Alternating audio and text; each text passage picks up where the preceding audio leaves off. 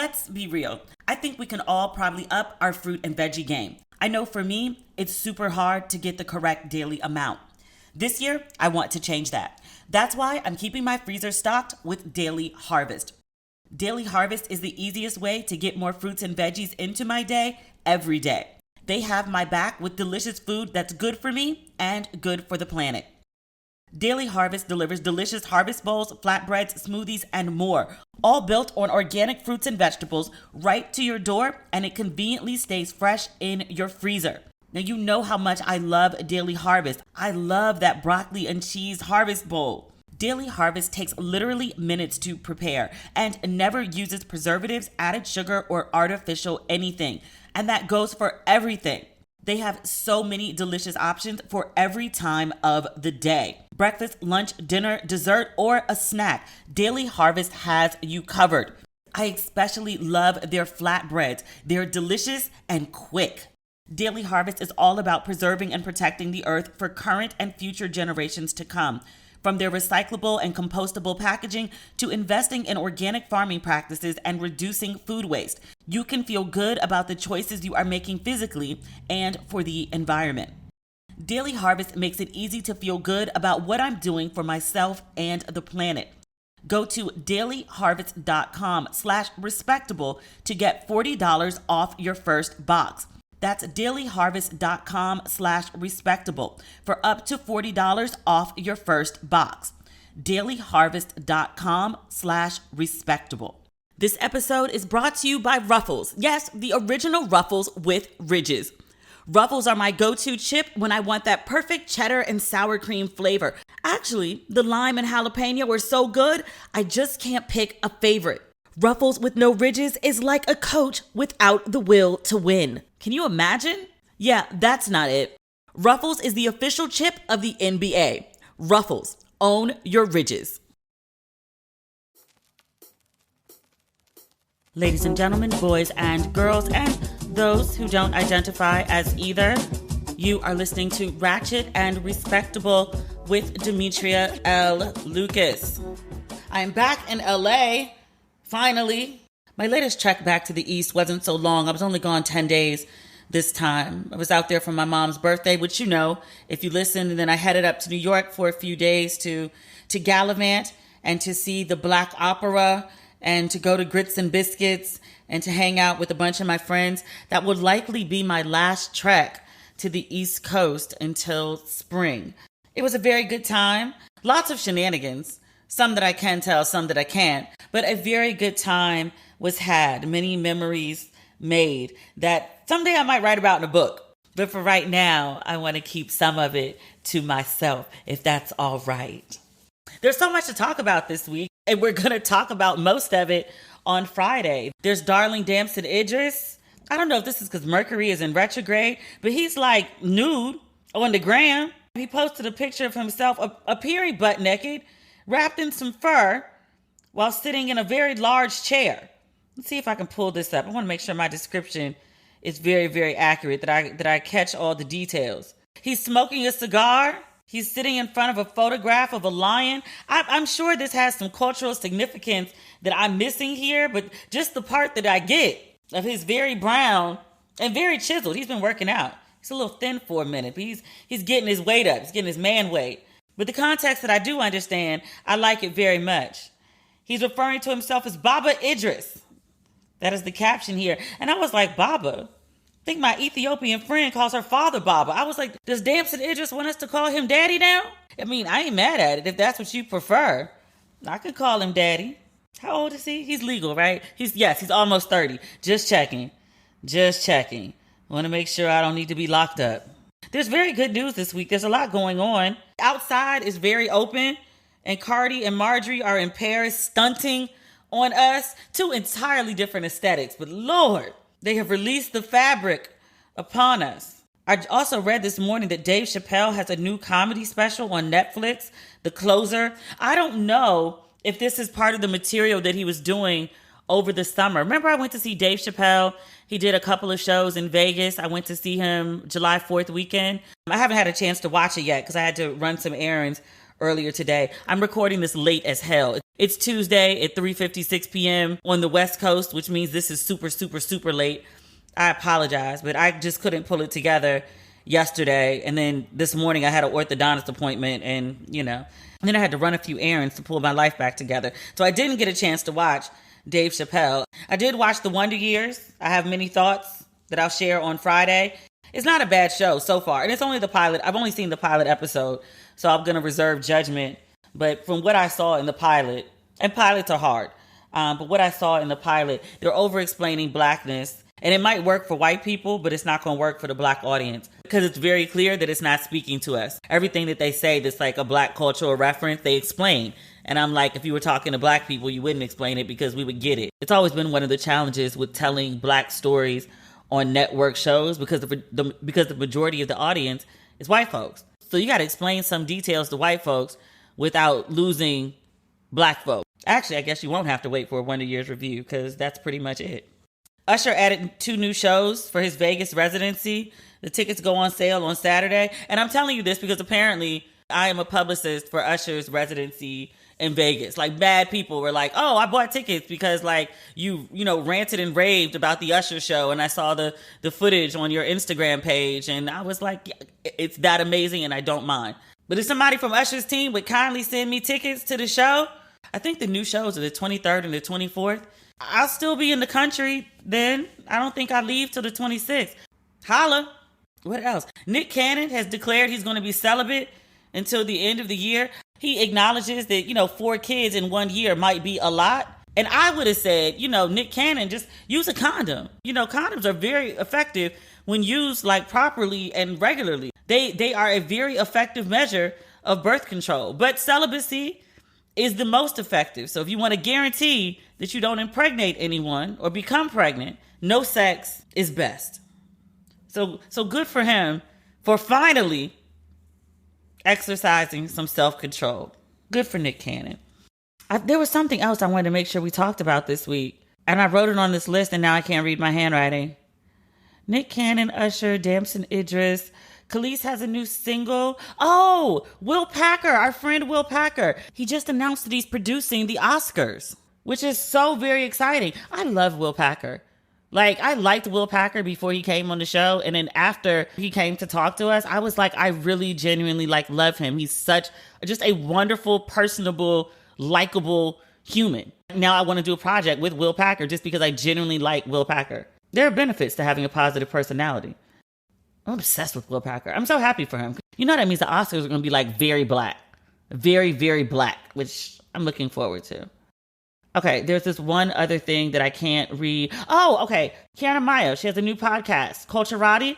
I was scrolling through Instagram and she had a clip of her new podcast, which I cannot wait to listen to. As soon as I'm done recording and editing this one, I will go listen to Kierna's. The snippet that was on Instagram was Kierna talking about the first issue of Honey magazine. She was one of the co-founders of the magazine. It's a very iconic cover. It's Lauryn Hill in front of a beehive. So she's talking about how that cover came together. And I know a little bit about that because I think it's discussed, not even I think, I know. Kierna wrote about it in Joan Morgan's book about Lauryn Hill. So I kind of know some of the details, but I'm sure there'll be more in this podcast. But I mentioned this magazine and I'm so excited about it because I went to grad school for journalism and I was on the yard at Howard University for homecoming. And somebody came by and was passing out copies of this magazine. And I took one because I was obsessed with Lauryn Hill, like most everyone at the time. And Lauryn Hill was on the cover. And I just flipped through it. And between the images and just skimming the articles, all these Black women who had bylines in the magazine, I was like, oh, this is what I want to do with my life. At the time, my thoughts on Essence were it's my mother's magazine. I had no desire to write for Essence. It hadn't gone through its first refresh where it felt like it was speaking to women my age. But Honey was one of the first magazines that I read that I was like, oh, you're speaking directly to me. I still have that Lauryn Hill issue for sure somewhere in a box in my parents' basement. But I have I might have all the honeys. I never threw them out. Not the honeys, and then later, not the suedes. I still have all of them. So congratulations to Kierna on her new podcast. I'm going to ask Kierna if she'll come talk to us. I think she will. I think she'll say yes. I have a feeling. But this conversation about Kierna leads into today's guest, Dr. Joan Morgan. Joan is a legendary writer and author. I discovered her. I'm going to tell you when I discovered Joan. When I was a junior in college, my African American studies professor said we needed to read this book, When Chicken Heads Come Home to Roost. And it was about hip hop feminism. And I never thought of that term, which Joan did coin, but I never even thought of the concept of like there being a feminism aspect to hip hop or feminists liking hip hop. Like, I mean, I liked hip hop to a degree. I was annoyed by like the bitches and the whatever, but I didn't have, I guess like really like the language or the knowledge base. And just keep in mind, this was the 90s. To articulate fully like what the issue was, the women who were speaking out back then at the time were either like old white women. I want to say like Tipper Gore with like the parental guidance thing that used to go on the covers of tapes and CDs. And then C. Dolores Tucker, who was raging against, you know, the misogyny in hip hop. And I think I was very male identified at the time because I want to say it was like Tupac was like, tell this bitch to shut up. And I was like, why is she trying to ruin a good thing? And then really, this was a black woman who was like, yo, it's not okay to speak about black women like this. Like right now, she would be an icon.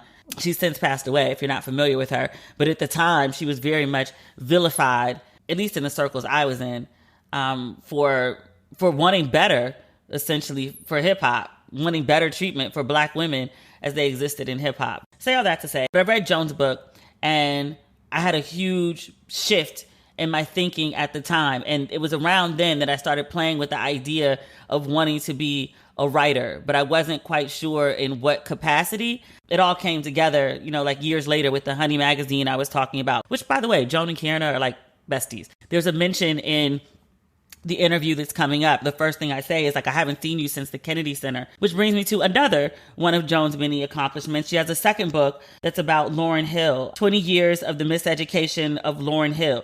And when she was doing the promo tour for that book, the DC leg of the tour took place at the Kennedy Center. And I moderated a discussion with Joan and Kierna. I was kind of on the stage in awe, and I was just like, wow, I'm like sitting here with like my idols. And then afterward, there was a party, and Bev Bond from Black Girls Rock, who was a DJ before she was Bev Bond from Black Girls Rock, but she did the after party. So when you hear our conversation at the beginning of the podcast, that's what we're talking about. Let me actually read her official bio, because like I can talk about details from here and there. But officially, Joan Morgan is a Jamaican-American author and journalist. She was born in Jamaica and raised in South Bronx, and she coined the term hip-hop feminism. She's written for like everybody. In our interview, you will hear her mention British Vogue and the New York Times, but she's also written for the Village Voice, and she was a staff writer for Vibe at its very beginning. She was the executive editor of Essence for a while. She was the editorial director of Set Magazine.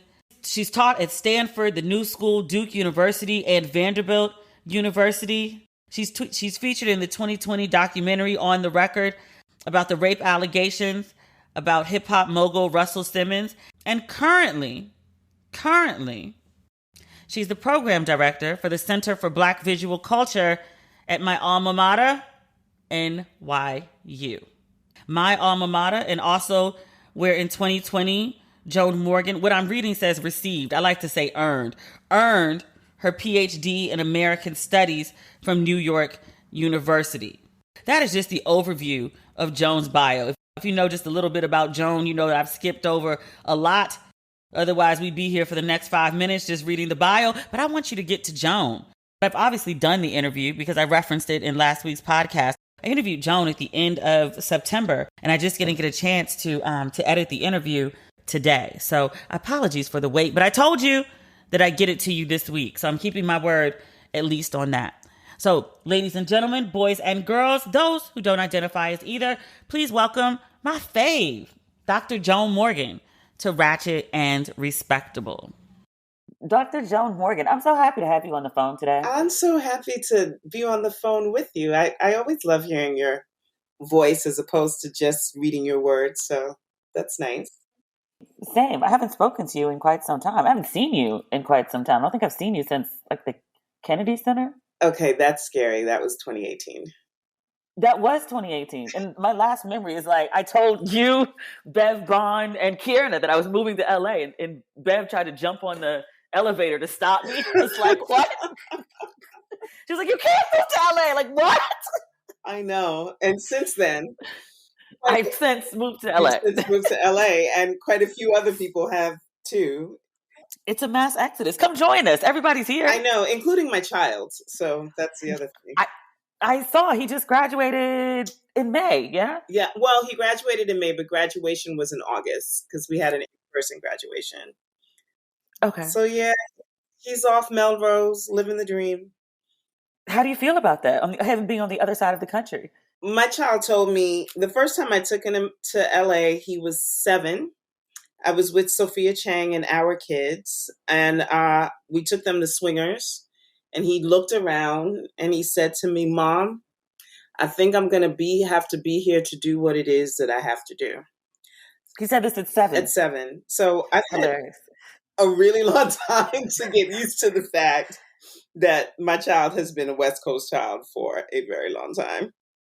I'm 42 now? My mom is really not okay with me being on the other side of the country. Like she's tolerating it, but she'd rather have me, at least in New York. I think there are a couple of things. One is that Sule is actually living my dream. Like I've wanted to move to Cali probably for the last 20 years.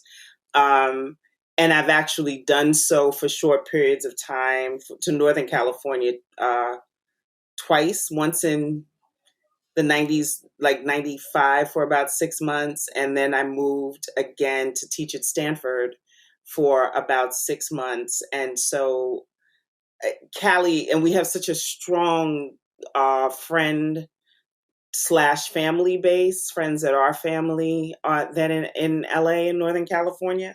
I know he's well taken care of. And I actually, even though Virginia is closer, I would probably still see him more because he's in LA than Virginia, because I don't go to Virginia, but I do end up in California. So, he's living both of our dreams in certain ways. I'm fine. He calls every day. Like he sends a text.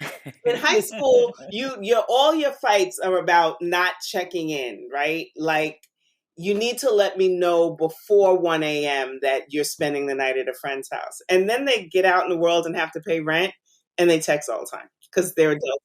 Yeah. I love it. I mean, I talk to my dad sometimes twice a day, and I have like an ongoing text conversation with him in between the calls about nothing. And I'm fine with it. Yeah. But if he tried that when I was like, I don't know, in college or 16 in the house, absolutely not. I would have been World War II. Now I'm happy to hear from him. Exactly. It's nice. Like, it's nice to sort of see them move into adulting, but also respect. They have a different understanding of what you had to do in order to adult so that they could live the lives that they're leading. And so it's nice. Like I actually just wish I could spend more time with him because he's just cool as shit now, Mm-hmm. But you're like, no, my kid is cool. I raised a cool kid. Right. I mean, Jamila sent me a picture, Demetria, at like 3:33 in the morning, which I didn't see because I was fast asleep. But when I woke up in the morning, I realized it was 3:33 in the morning, and she sent a picture, and I was sleepy, so I thought it was an old picture of she and I. And I was like, where was this taken? And I looked again, and it was actually her and Sule, and the text said, Sule and I are at the same party. He's living his best life. He's out there doing his thing. My niece is a model, and she just moved out there, and they're being all Black excellence. So there you go. From forgotten free trials to automatic renewals, when big companies keep charging you, Truebill is your secret weapon to save you money on subscriptions you don't need. Don't let greedy corporations pocket your money. Download Truebill to take control of your subscriptions. Truebill is the new app that helps you identify and stop paying for subscriptions you don't need, want, or simply forgot about. On average, people save up to $720 a year with Truebill. Because companies make subscriptions hard to cancel, Truebill makes it incredibly simple. Just link your account, and Truebill will cancel your unwanted subscriptions in one tap. And your Truebill concierge is there when you need them to cancel unwanted subscriptions, so you don't have to. I love using Truebill. They've saved me so much money. I use Truebill, and you should too. Truebill has over 2 million users and helped them save over $100 million. Don't fall for subscription scams. Start canceling today at truebill.com/ratchet. Go right now. Truebill.com/ratchet. It could save you thousands a year. Truebill.com/ratchet. Whether it's taking a walk around your neighborhood, running errands, or venturing out on your own, you always want to feel safe. With Birdie, you can keep doing what you love with added peace of mind. Birdie is a personal safety alarm designed to be easy to carry and simple to use. When you activate your Birdie with a quick pull, the alarm will emit a loud 130 decibel siren and flashing strobe light to help deter an attack. Now, fortunately, I've never had to use Birdie in an attack, but I have tested it out at home. That thing is loud. Unlike pepper spray or other deterrents, Birdie is no danger to you. Feel confident to use it without the worry. And Birdie goes wherever you do. The alarm comes in multiple colors and has a brass keychain, so you can attach it to your keys or bag. Over 300,000 Birdie alarms have been sold, and they have thousands of 5-star reviews. Join the flock today for a safer tomorrow. She's Birdie is having their biggest holiday sale of the year. Go to shesbirdie.com to get up to 30% off. Right now, She's Birdie is offering our listeners 15% off your first purchase when you go to shesbirdie.com/ratchet. Go to She's Birdie, spelled SHESBIRDIE.com/ratchet for 15% off your first purchase. That's shesbirdie.com/ratchet. And you can't leave us now because you've got a job. You're the director of the Center of Black Visual Culture at NYU. You've got to be. I am going in New York. Yeah, absolutely nowhere. So I'm the program director, and I work for under Dr. Deborah Willis. She likes to say we work together, but she is the director of the Institute for African American Affairs, which is where the center is housed. And it's kind of my dream job. Like, it's the dream job that I didn't know existed or that I wanted. But I feel like every job I've ever done has trained me for this job, and I didn't really realize that's what was happening. But I basically just bring really cool people together to explore events and topics that I choose. And so I get to work with artists and filmmakers and content creators and scholars and critics, and be a little bit of like, ooh, what happened if I get to play alchemist? Like, suppose we put this cool person with this completely unexpected cool person and have them talk about this cool thing. Like, I can pretty much do that all day.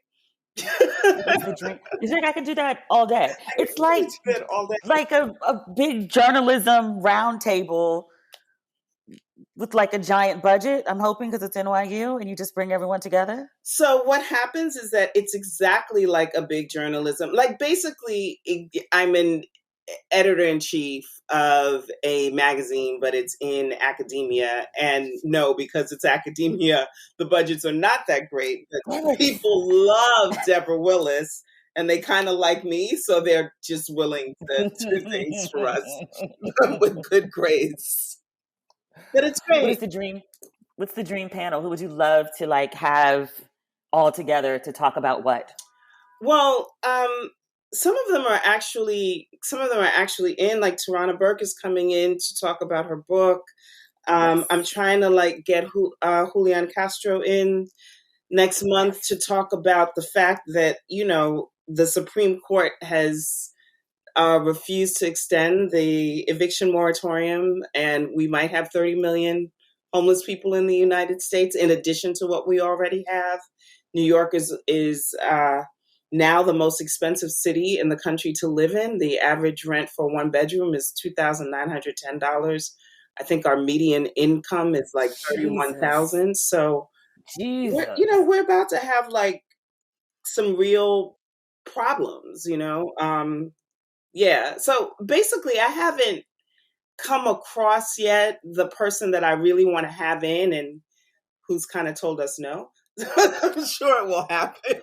But What a fine life you lead. What a fine life. and then I still get to write and work on all the other things that I'm working on. So I'm working on screenwriting. I'm still working on my songwriting. I'm still doing some journalism infrequently, but still doing some. And I just did something for British Vogue, and I just finished a book review for the New York Times. So it's great. I really am at a stage in my life where I get to do kind of what I want to do.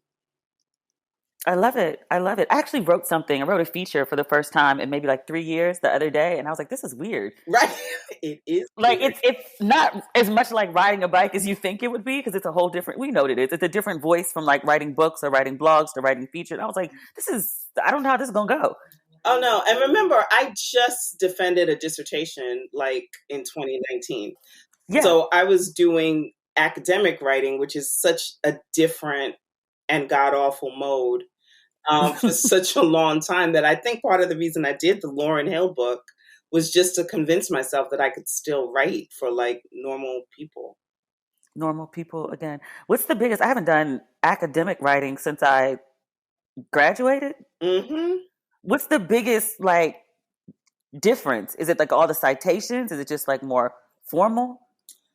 So the citation practice is a lot because you always have to be like when I was doing coursework, the hardest thing for me to understand, like as not just a journalist, but someone actually that had written a book that's being used in academia for that book has been in academia for about, I don't know, 15 years before I entered into the program. And I You're would talking about chicken if heads, chicken yes? heads come home to roost, yeah. Okay. And so I would just say something, and so a professor would send it back and say, "I need a citation there," and I would be like, "But why? Like, this is what I think. I'm telling you what I think." And I would go back and have to find someone to cite it, and so many times I would have to go back and I would find the person who said it in an article, and then I would look back at who they were citing, and the original citational source would be me. So I would end up just having to cite my own self. Are you serious? Yeah, like this comes from chicken heads, blah blah blah blah blah. It was just, yeah, it was definitely a practice. But I tell people who are journalists, it's when we write for different publications, we have to learn different voices. So Yes. when let's say you wrote for Vibe, Essence, and the New York Times, all of those have different institutional voices. Academia Yes. has its own institutional voice. And it's actually really challenging to write well in academia because everyone likes to use too many words. Mm-hmm. That's the only place I'd ever encountered sentences that were 17 lines long without a period. Like, we couldn't do that crap. Like, No, that's a quick journalists, way to get cursed out. right. Like, someone would say to you, this is clearly a run on sentence. And academics say, well, sometimes you need the space to, explore really complicated theory. And it's like, no, this is an No. obtuse, not completely worked through idea. So for me, what took the dissertation so long to write was just the insistence that I was going to write well and write at least as much in my voice as possible, because I really need someone who is the young person who is like me and wondering if they can do the PhD thing. I need them to pick up that dissertation and say, I don't have to lose all of myself in this process. But it was a bit of a fight, like, honestly, to be able to write that way, because academics don't really appreciate that. They're far more comfortable with you being obtuse than they are with you just being very clear and talking like, how would you explain it to your grandmother? There you go. Exactly. What made you want to get a PhD? The real reason for that is very much has to do with what where we were in journalism in like 2008, 2009. I could already read the writing on the wall. Magazines were folding like crazy. I try to tell people don't believe it. I mean, this is true, but it was actually much easier to make a living as a journalist 20 years ago than it is now. So when I do a piece now and someone's offering me $1 a word or $2 a word, they are so excited that they're offering me $1 a word. And I try to tell them, I made $1 a word at the very first piece I wrote for Essence magazine when I was literally 24 years old. So that would be 32 years ago. Yeah. Right. So it just didn't, I had a kid that I needed to put through college. At the time I was living upstate, so I had a mortgage that I needed to pay. And I just couldn't see how I just thought journalism wasn't going to be a sustainable way to do it. I also was just really tired of talking about hip hop and feminism, and I wanted to explore and have the room to do something else. And I also knew I wasn't paying for a PhD program. So I applied to one program, which was NYU. And I was like, if I get in, I'll go. And if I don't get in, I guess I won't get a PhD. And I was a McCracken Fellow, so it was fully funded for the first 5 years of the program. And then I applied for fellowships and things like that after. So I needed to buy myself some time, and I wanted to explore something else intellectually. But I also knew that at the time I was like, oh, I've done a bit of teaching. I could do a tenure track line, and maybe that's how I'll finish out the end of my career. Then I got into academia and realized that as soon as I graduated, I was probably never writing another academic article again. So that tenure so much for that. was not the question. So I really do have the perfect job for me. I can speak. I still get invitations to teach. So if I want to teach, I can, if I really miss the classroom. But this is probably the best relationship I could have to academia, where everyone is really happy. It's like they're happy, I'm happy, everyone's happy. Yeah, exactly. And the fact, and no small part of that is that I work for an incredible scholar and artist herself. So because she is an artist, there's just a way that she approaches academia that's very different than if I was in a tenure track position. Yeah, tenure tracks don't really seem to be working out very well for Black women. So very few people get tenure, period. So that's the other thing that they don't tell you. Like, tenure is not something that you're guaranteed. Anyone is guaranteed, irrespective of who you are, when you start out. So you are talking about, I don't know, the top less than 5%, I would say, in terms of Black and in Black women. It's I don't know what the number is, but it's really low. I want to say maybe 2%. Yikes. And that might be generous. So I didn't, I wasn't worried like I wasn't going to get tenure, because I'm just sort of like, if I put my mind to it, I just assumed that would happen, which I think you have to be that way. If you're Black going after tenure, you just have to assume that you're going to do everything possible. Like, most people who are on a tenure track assume they're going to get it. Like, they're not like thinking they're going to be turned down for it. But I'm not a good fit with academia in that way. So my decision wasn't like, I may do all this work and not get tenure. I had to ask myself, even given the body of work that I've already done, even if that accelerated my process or something, I graduated, I was 55 when I defended. And so I had to ask myself, what do I want this last 20 years of writing, right? This is the legacy work. This is, the sort of ending of the career. Where do I want that work to reside? And I couldn't see giving 7 to 8 more years of it to academia. I felt like I had given that enough. I'm happy with the academic articles that I've produced. I like my dissertation a great deal, but I needed to get back to the audience that I wrote for 25 years, before that. I'm very clear that that's where I want the work I do to land and reside in the audience that I want to continue to write for. And I couldn't see limiting it to academia in that way. So that really was what it was. Like, I couldn't see like writing 6 more academic articles and an academic monograph. And I just feel like for writing, my relationship to it has to be, what is it that I really want to write and I want to say? And since I'm not in a position anymore, when I was a younger writer, where I had to write to just sort of pay bills, which kind of really can mess up your relationship to writing, quite frankly. Yep. Nobody really tells you that when you have to turn your art into the thing that gets you paid, like, you develop a very complicated relationship with it. So, the nice thing about having my NYU job is that I'm supported, and it allows me to really, when I take on a writing project, it's really about the fact that I want to do it. And that's it. Like, I'm not compromising there and spending my time writing things I'm not really that interested in. And I'm very fortunate and blessed to be able to do that.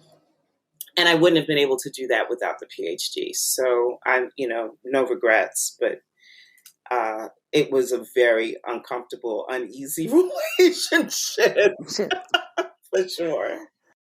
Is there something interfering with your happiness, or maybe something preventing you from achieving your goals? If so, many people can relate, self included. And the good news is BetterHelp is here to, help. BetterHelp will assess your needs and match you with your own licensed professional therapist. You can connect in a safe and private online environment and start communicating in under 48 hours. To be clear, it's not a crisis line. It's not self-help. It is professional counseling done securely online. You'll get timely and thoughtful responses. Plus, you can schedule weekly video or phone sessions, all without ever having to sit in an uncomfortable waiting room. Now, my favorite thing about BetterHelp is it's more affordable than traditional offline counseling, and financial aid is available. BetterHelp's licensed professional counselors specialize in depression, stress, anxiety, anger, and so much more. And anything you share is confidential. In fact, so many people have been using BetterHelp that they are recruiting additional counselors in all 50 states. I want you to start living a happier life today. As a listener, you'll get 10% off your first month by visiting our sponsor at betterhelp.com/ratchet. Join over 1 million people who have taken charge of their mental health. Again, that's BetterHelp, HELP.com/ratchet. The Peloton Bike and Bike Plus are ringing in the new year with so much new. New classes, new music, new ways to keep your workouts fun and motivating. That means more daily workout variety. It's easier to stick to your goals when you keep your workouts interesting. Peloton has a workout for every goal, day, and mood. De-stress from a long day with 30 minutes of strength and 20 minutes of cardio, or do a quick 15-minute total body class before work. It also means Peloton is adding fun new artist series classes. Work out to the music of a single artist for an entire class, from your favorite hits to the deep cuts. From pop and rock to hip hop and EDM, there are over 100 artist series to choose from. Find your favorite music and turn your next workout into a concert. I'm so excited for those new artist series music collections. Listening to music on my Peloton is a must. For a limited time, try the Peloton app free for 2 months, then $12.99 per month after. New members only. Visit onepeloton.com/app to learn more. That's 2 months free at onepeloton.com. Offer expires January 31st, 2022. Terms apply. During the pandemic, my definition of comfort definitely changed. One thing I'm taking away from spending so much time at home: I don't need to compromise on how comfortable my clothing is. I know I can still be comfortable in a bra thanks to Harper Wilde. Harper Wilde makes bras that put comfort first. Their core collection of quality basics includes the Base, a lightly lined everyday bra in a range of nudes that won't show through your shirt, and the Bliss, a bralette that provides lift while feeling like second skin. Now, what I love most about my Harper Wilde bras: they actually match my skin tone. Their nudes are black girl nudes. Harper Wilde also has a lounge collection, perfect for relaxing or sleeping, and a new luxe collection when you want something a little more special, so make sure to check those out.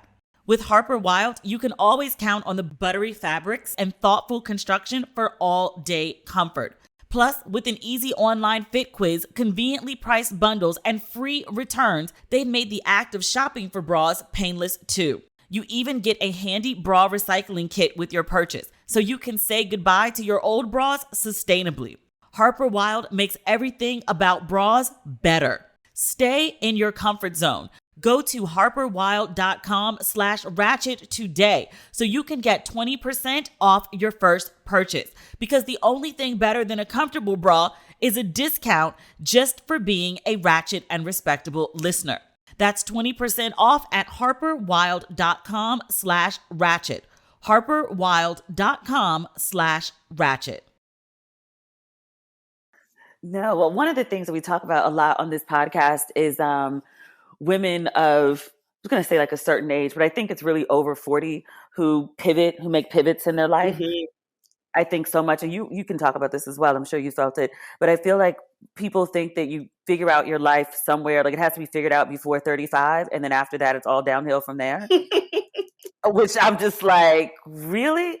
Because I just hear people do things, and they be like, "Oh, like you're too old, or you're going to start over now," and it's like, well, yeah, like what else am I going to do? I don't want to do this. So I think, Demetria, here is the blessing of being part of what we used to call the hip hop generation, right? So we came up being able to see an art form, right, that moved from something that didn't have national, let alone international attention, or was certainly not a multi-billion-dollar industry, become a thing, right? Mm-hmm.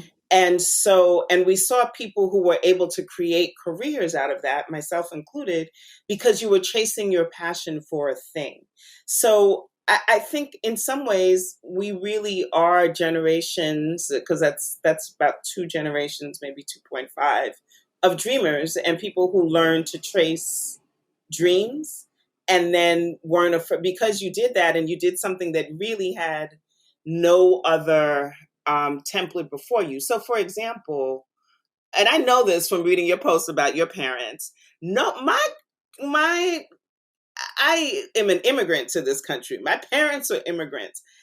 They were not raising writers. You know what I mean? They were not raising the way that my family supports my son being in film and being a filmmaker is completely different than the grief and the worry that they gave me when I said I wanted to be a writer. And part of that is they had just never seen that before.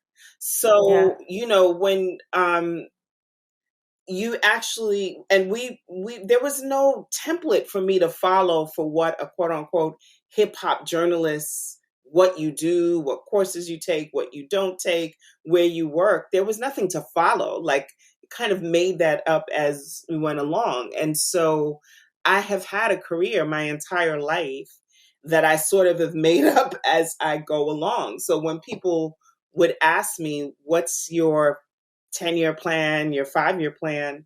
I mean, I kind of know what I'm doing right now. I know what feels good, and I know there's still some marks I'd like to hit. Like, there's a novel that still needs to be written. I definitely know that there's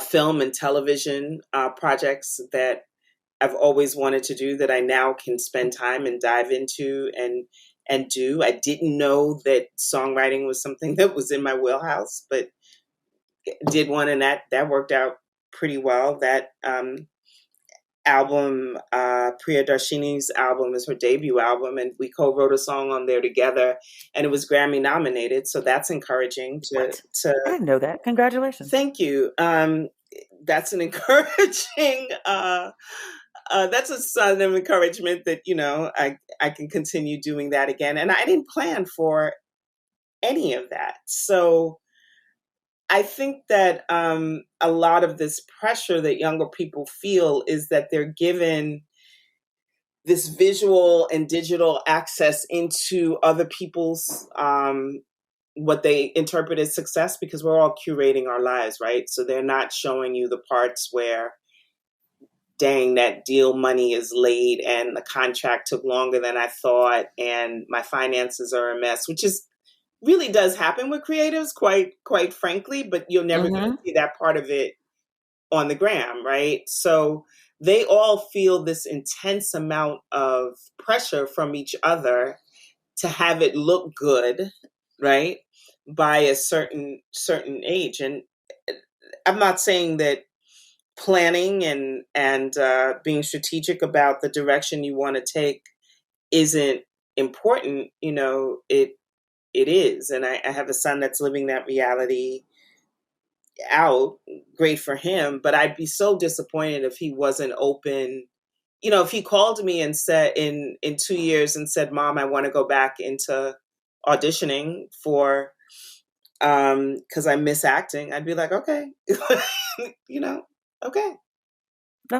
Okay. No, one of the reasons I'm so very thankful for you and Kierna and Dream and others from I guess that you came up with is that it gave a sense of direction. I feel like I'm like the second generation of that. Mm-hmm.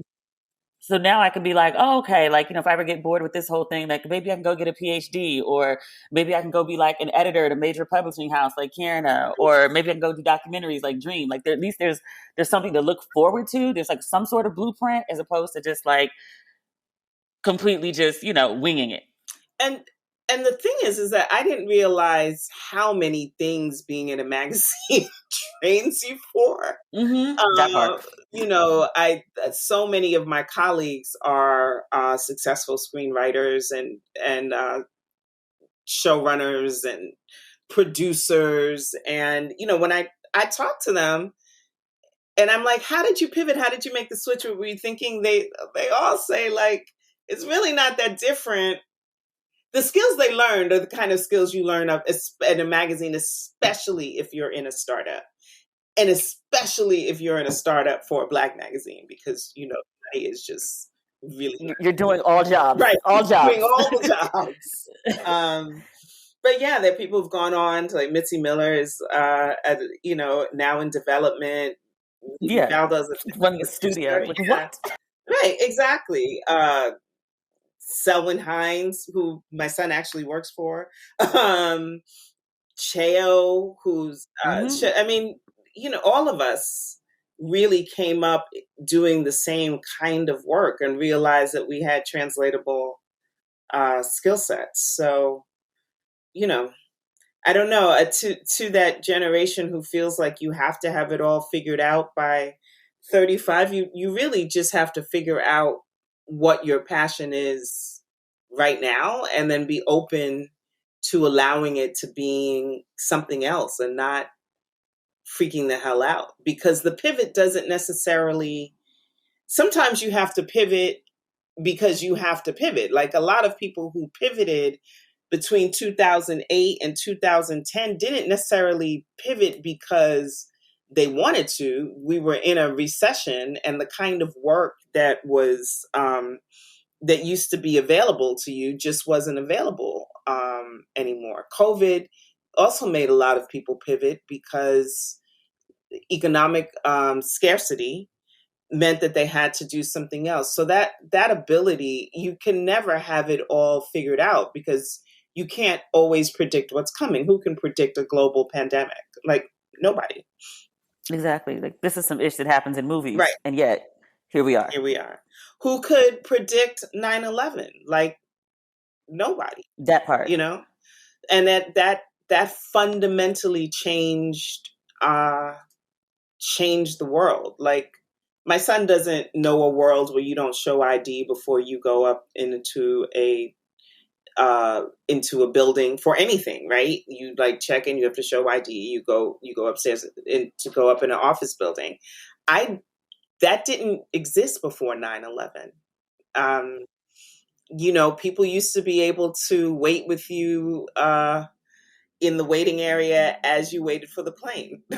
Yep. You tell that to people, they're like, what? Like what? Yeah. Yeah. Yeah. No, 9/11 is, I was in grad school. I was living downtown at the time. It was my final year of at NYU, and 9/11 happened, and the whole like entertainment industry, the budgets got slashed, which means the advertising budgets got slashed, which means the magazine budgets got slashed. So I was graduating from NYU with a degree in magazine journalism, and magazines were getting cut left and right. Right. I couldn't find a job. I had to move home. And when I moved back to New York, I worked for the city. And then I went into book publishing because jobs in editorial were so hard to find. They were so scarce and they paid next to nothing. And I was like, I can't live in New York off this. And book publishing paid more. Yeah. That's directly how I ended up, is like working in book publishing for 5 years and then had to pivot back around to magazines. And then I went to Essence. Yeah. The pivot is important because if you don't accept the fact that you can pivot and you may have to pivot and that pivoting isn't necessarily a bad thing, when you get hit with those external realities, like people, you can really crumble, I know some people who had very difficult times pivoting, and it caused them a lot of mental and financial anguish because they just couldn't really see themselves doing anything else. Their identities were very tied up in what they did, which I think is just an American thing anyway. Like, how we start conversations with what do you do, not necessarily who you are. Yeah, what do you like to do? Right. Like, what do you do? Right. Yeah. Do you ever feel, or did you ever feel, I don't ask, well, how do I want to ask that? Have you ever felt, there we go, pigeonholed by being a public feminist? And the reason I'm asking that is because you wrote your first book about being a feminist very early on in your career. And I feel like once you sort of define yourself in this way, in such a big way, because that book was so huge, people just think that that's all you are and that's all you talk about and that's all you're interested in. Did you ever feel pigeonholed by that? Yes. And that's how I ended up in grad school in part. But I also realized that, I'm not a person that's afraid to disappear. And so I say no a lot.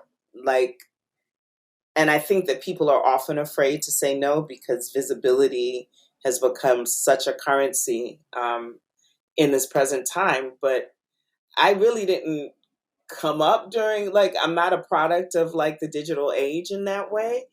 And so I don't have a problem saying to people, I am not interested. I know you're working on a documentary on women in hip hop or feminism, and your documentary feels like the most important thing in the world to you. And it should, because it's your documentary.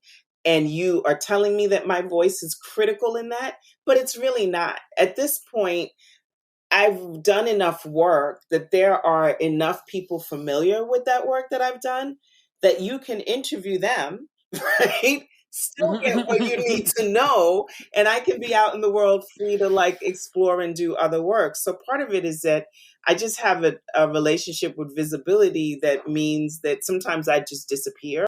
Pause. Can I just tell you that is such a flex to be like, I've influenced so many people, basically, that my voice will be heard whether I'm here or not. I love that. At 56, you can say that because people have been reading that book now for about, I don't know, 25 years. And if I can't see the platform to the young, brilliant women who have taken that book up, who've written about hip hop feminism, who've gone on to write their own books, like, it's some.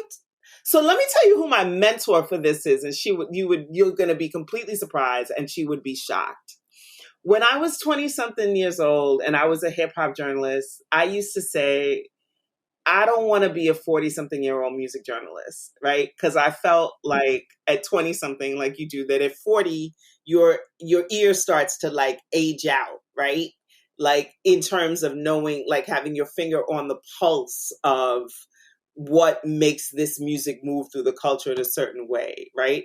And so I'd be like, yeah, it's good now. This is 24-year-old me talking, but like, I don't want to be like 40 and up in the club. And so I would go to like record things, because like industry things, because that's part of your job when you're a music journalist. And I would watch Sylvia Rhone and Merlin Bob. And Sylvia probably had 15 minutes, 20 tops in any spot.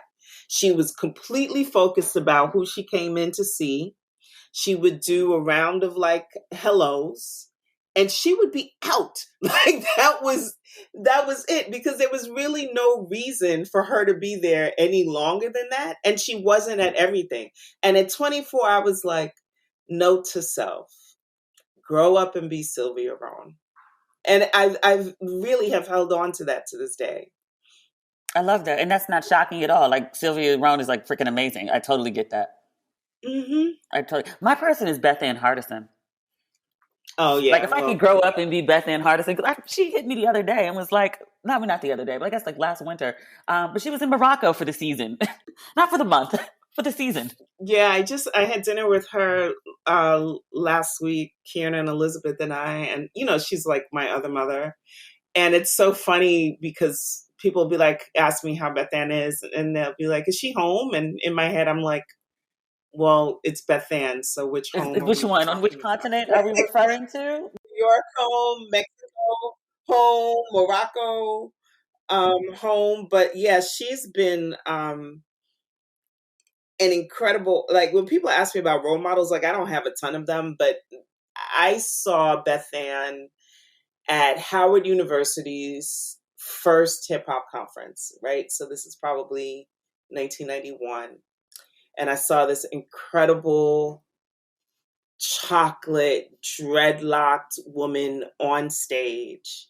And I don't know, I can't tell you what it was she was saying, but something in my little head clicked and said, that is who I want to be when I grow up. And you know me, so it's not, I'm actually probably on the shyer side, particularly with strangers. So it is not like me at all to go up to somebody after a panel that I don't know and like, like who I have to stay in touch with you. That's like so not my personality, but I did. And by some stroke and fortune, I've been able to have that one woman in my life for, I don't know, 30 something, like 35 years. And I realized I was so looking for, I didn't know exactly who I wanted to be, when I grew up. But when I saw Beth Ann, I was like, that is what I wanted to look like. And it had nothing to do with being in fashion. It had nothing to do with being an agent. It didn't have to do with her career. Like she just really struck me as like, that's what a free Black woman looks like moving through the world. And I know whatever it is that I figure out with this life, I want to be free. And I mean, the lessons she's taught me have been countless. Didn't you wrote a big feature on Beth Ann? Was it for? Yeah, for British Vogue. Yeah. Like as you were speaking, I was like, wait, okay, I think I remember something about this. Okay. Yeah, that was a lot of pressure. Why? But I'm glad the way it turned out. Well, it's the pressure. Well, one, it's British Vogue and Sir Enningfell, right? So because it's British Vogue, I definitely felt, because of the way I feel about Edward Enningfell and the work that he's doing at British Vogue, I'm like such a stan. So that felt like pressure. I also hadn't written a feature on anybody in well over a decade. And also Beth Ann, my mother calls her my other mother. So, I was not going to be able to breathe until Beth Ann read the article and said that it was like, okay, because I know that that's a pretty hard, pretty high bar to clear. And she's comfortable telling me things about myself that nobody else is comfortable telling me about myself. So that was it. I was definitely pretty nervous. And I just also wanted to do her legacy justice. And so trying to do that the piece was originally assigned at 1,500 words.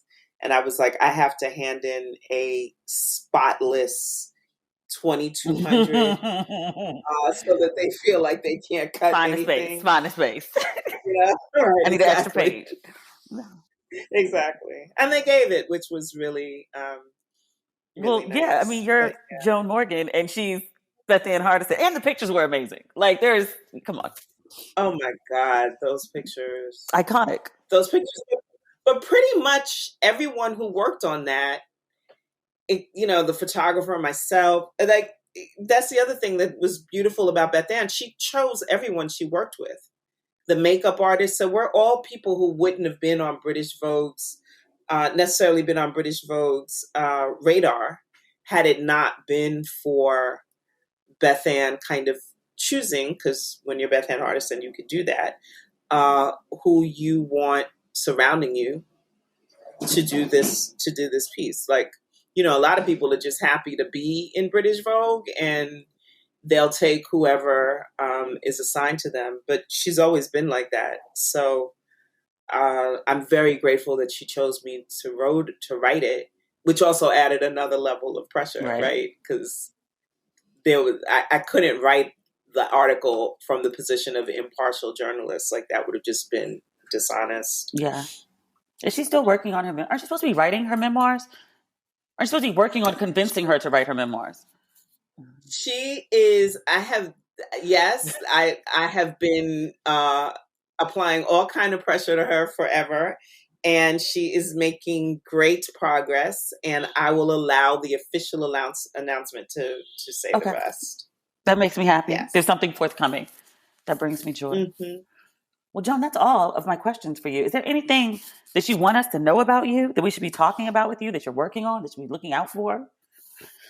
Well, Demetria, I want to say something to you, because I think that something you said earlier about Dream and Kierna and myself laying a template, and that's been very, very rewarding to see how you and the generation of writers that's come up with you, Black women writers that's come up with you, have run with it.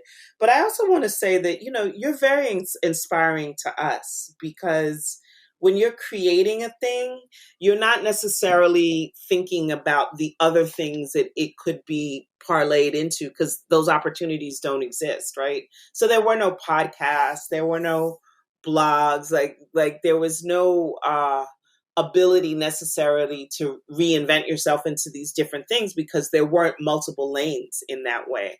And I feel like you and your generation of writers have created these lanes that we actually are now able to also enter. And so I think that it's been reciprocal in a way that people don't often acknowledge. And so I'd like to thank you for that, and being inspiring and encouraging me to think about how to continually reinvent and what possibilities are there. Even a little thing like, well, come move to LA if you want to. Like, that's probably more real to me because you moved to LA. Right? Like, you actually did. So I just want to say thanks. Thanks for that. And that, I love you and you're amazing and wonderful. And you never fail to just make me laugh my ass off at home, because here comes Demetria with too much truth on her IG. My antics and shenanigans and uncomfortable truths. Yes. Yes. Upsetting the people. But yeah, it's wonderful. Thank you. I'm sitting here sniffing back tears. I'm genuinely humbled. Like, I read your book when I was a junior in college. So to be like, on the phone with you and be able to text you and be like a mentee to you and all of that is just, bigger than my wildest 19, 20-something-year-old dreams. Well, this is the work, Yes. This is the work that counts, for sure. Yes. We're having a love fest, and I love it. I love it. Well, thank you so much, Joan Morgan. This is amazing to talk to you. All right. Well, let me know if you need anything. I'm always here. Isn't she just amazing? And by the way, the Beth Ann Hardison memoir that we were talking about, between the time I interviewed her in late September, I want to say like September 21st, 24th, somewhere in there, there has since been an announcement that Beth Ann Hardison is doing a memoir. And Kierna Mayo, who's over at, where's Kierna? One World Books. Look at this 360. I feel like we've been having a 360 conversation this whole podcast. She signed Beth Ann Hardison's book. I love it. So that is the episode for today. We'll be back on Friday with more commentary, more Ratchet and Respectable. I hope y'all like this new format where we're doing an interview one episode and then like commentary on the other. So I think that's probably what we're about to switch to. I'm not sure. I'm playing around with formats again. We'll see. All right.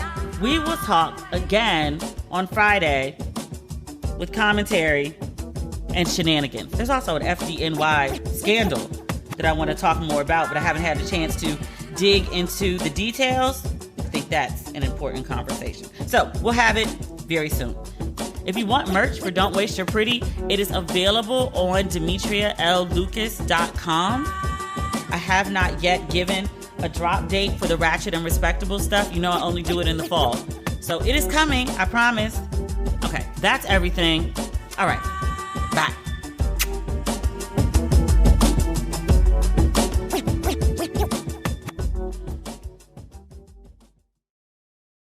Every human was born to create. Whether you last picked up a paintbrush yesterday or in grade school, you can explore your creativity and be inspired. Skillshare is an online learning community that offers membership with meaning. With so much to explore, real projects to create, and the support of fellow creatives, Skillshare empowers you to accomplish real growth. Now, we've often talked about my procrastination issues. I've started taking a Skillshare class. Productivity for Creatives. Build a system that brings out your best with Thomas Frank. Whether you're a dabbler or a pro, a hobbyist or a master, you are creative. Discover what you can make with classes for every skill level. You'll experience real improvement with hands-on projects and classes designed for real life. Also, Skillshare is incredibly affordable, especially when it comes to pricey in-person classes and workshops. An annual subscription is less than $10 a month. So, explore your creativity at Skillshare.com/ratchet and get a 1-month free trial of premium membership. That's 1 month of premium membership at Skillshare.com/ratchet.